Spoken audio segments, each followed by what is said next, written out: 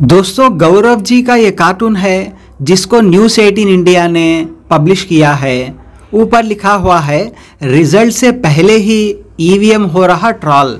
अब यहाँ ईवीएम रोते हुए जा रहा है, खुद से ही ये कहते हुए, अगले जन्म मोहे ईवीएम न कीजो, यानी भगवान अगले जन्म में मुझे ईवीएम की तरह पैदा न करना, क्योंकि जो पार्टी हार जाती है वो ईवीएम को दोष देती है, उसे गालियां देती है। दोस्तों, सालों से हमारे देश में ईवीएम को लेकर भाजपा और कांग्रेस का झगड़ा रहा है। कांग्रेस पार्टी की सरकार में जब भाजपा विपक्ष में थी तब ईवीएम को गालियां दिया करती थी, यहाँ तक कि ईवीएम के खिलाफ में किताबें तक लिख दी जाती थी। लेकिन जैसे ही भाजपा ने सरकार बना ली, अब वो ईवीएम से चिपक गई है और कांग्रेस पार्टी ईवीएम का विरोध कर रही है। लेकिन फिलहाल की सिचुएशन काफ़ी अलग है। सिर्फ कांग्रेस पार्टी ही नहीं, बल्कि सारी की सारी ही विपक्षी पार्टियां ईवीएम का विरोध कर रही है। लेकिन इसके बाद भी भाजपा ईवीएम को अभी भी पकड़े हुई है, जिसकी वजह से भाजपा पर काफ़ी सवाल खड़े हो रहे हैं और ईवीएम की निष्पक्षता पर भी सवाल खड़े हो रहे हैं, क्योंकि सभी पॉलिटिकल पार्टीज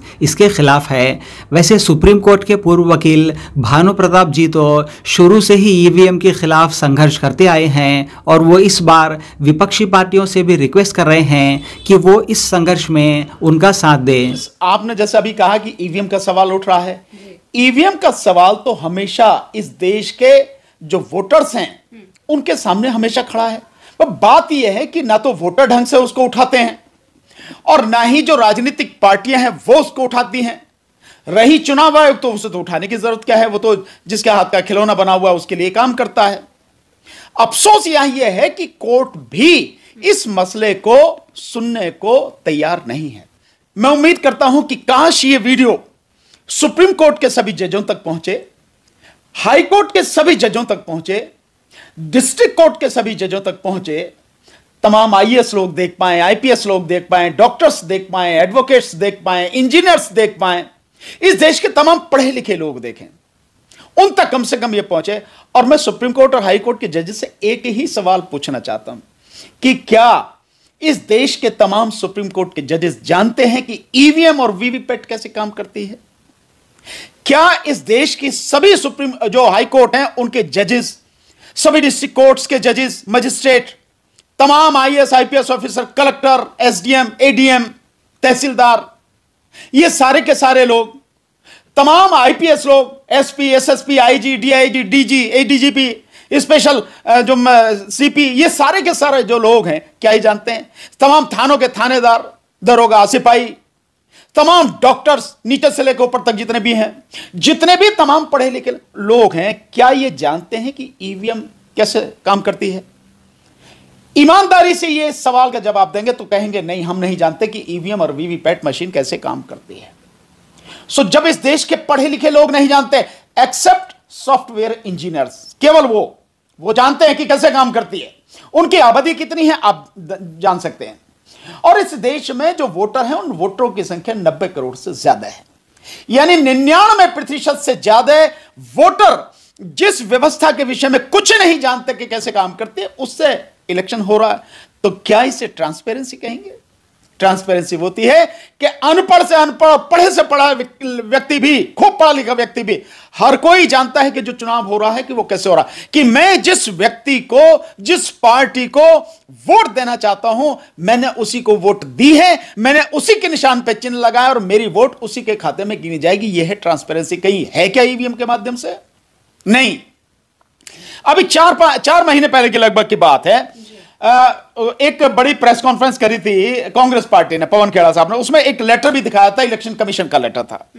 उसमें उन्होंने कहा कि ये इलेक्शन कमीशन का लेटर है, इलेक्शन कमीशन कहता है कि जितनी वीवीपैट मशीन इस्तेमाल हो रही हैं, 37% ईवीएम वो वीवीपैट मशीन खराब है। उसकी संख्या जो निकल के आई 6.5 लाख के लगभग उसकी संख्या निकल के आई। तो अगर इतनी मशीनें, वीवीपैट की मशीनें खराब हो रही हैं, वीवीपैट की मशीनों की पर्ची तो गिनी ही नहीं जाती, पर छोड़ो उसके गिनने का भी अब क्या मतलब रह गया जब 6.5 लाख मशीनें खराब हैं। तो इतनी बड़ी संख्या में ये मशीनें जहां भी, जिस बूथ पर भी इस्तेमाल हुई होंगी, मतलब साफ है वहां पर इलेक्शन गलत हुआ है, ट्रांसपेरेंट नहीं है। इस सब के बावजूद भी ईवीएम और वीवीपैट मशीन को इस्तेमाल किया जा रहा है। क्या इससे ज्यादा शर्मनाक बात इस देश के लिए, इस देश के वोटर्स के लिए, चाहे वो एक बिल्कुल अनपढ़ से अनपढ़ व्यक्ति हो, गांव का गंवार व्यक्ति हो, और चाहे सुप्रीम कोर्ट की चीफ जस्टिस हो, इन सब के लिए इससे ज्यादा शर्म की कोई बात हो सकती है? नहीं हो सकती। और देश के लिए तो बहुत ही गंभीर, बड़े दुर्भाग्य की बात है, उस व्यवस्था से चुनाव हो रहा जिसके विषय में कोई जानता ही नहीं। तो यह तो संभव ही नहीं कि इन 5 राज्यों के चुनाव जो ईवीएम से ना हो, वो तो हो गया, वो तो होना ही, अब तो वो नहीं रुकेगा। रही बात यह कि जो लोकसभा चुनाव है 2024 का, उससे पहले अगर ईवीएम हटाई जाए, बैन किया जाए, वीवीपैट को बैन किया जाए, तो भी देश के लिए कुछ बेहतर हो सकता है। अन्यथा तो सरेआम बेईमानी हो रही है, सरेआम पारदर्शिता की धज्जियां उड़ाई जा रही है, फ्री फेयर इलेक्शन जो है उसको जो पूरी तरह से पैरों तले रौंदा जा रहा है। तो अभी इन्हीं चुनावों पर वापस आते हैं सर, क्योंकि लोग भी उत्साहित है ये देखने के लिए कि राजनीति किस तरफ मोड़ लेगी इन 5 राज्यों के चुनावों से, और ये भी अंदाजा लगाया जा सकता है कि जो नतीजे होंगे वो रुख दिखाएंगे कि 2024 में जनता का मूड क्या है, माहौल क्या है। आपको क्या लग रहा है कि किस तरफ होने वाला है चुनावी मूड? देखिए, अगर इलेक्शन बिल्कुल निष्पक्ष होते हैं और पारदर्शी होते हैं, तो निश्चित रूप से आप कह सकते हैं कि 2024 में जो चुनाव होगा उसका रुख इन चुनावों से पता लग जाएगा, क्योंकि 5 राज्यों में चुनाव है, कोई छोटे मोटे ऐसा तो नहीं एक आध राज्य में हो, किसी छोटे मोटे में। भाई 5 के 5 राज्य जो हैं बहुत महत्वपूर्ण राज्य हैं। राजस्थान हो गया, मध्य प्रदेश हो गया, छत्तीसगढ़ हो गया, तेलंगाना हो गया, मिजोरम हो गया, है नहीं है। लेकिन अगर चुनाव इस ईवीएम के माध्यम से हो रहे हैं, रिजल्ट क्या आएगा मुझे नहीं पता, पर मैं ये कह सकता हूं कि आप उनसे आगे का अनुमान नहीं लगा सकते। लेकिन मैं जमीनी सच्चाई आपको बता रहा हूं, इस देश की आज की जमीनी सच्चाई जो है, क्योंकि हम लगातार जमीन पर काम कर रहे हैं, लोगों के बीच में हैं, लोगों को देख रहे हैं, सुन रहे हैं। जमीनी सच्चाई यह है कि इस देश में 80% से ज्यादा जनता बीजेपी सरकार को, चाहे वो केंद्र में हो और चाहे राज्य में हो, उसको सत्ता से बाहर करना चाहती है, हटाना चाहती है। यह है सच्चाई।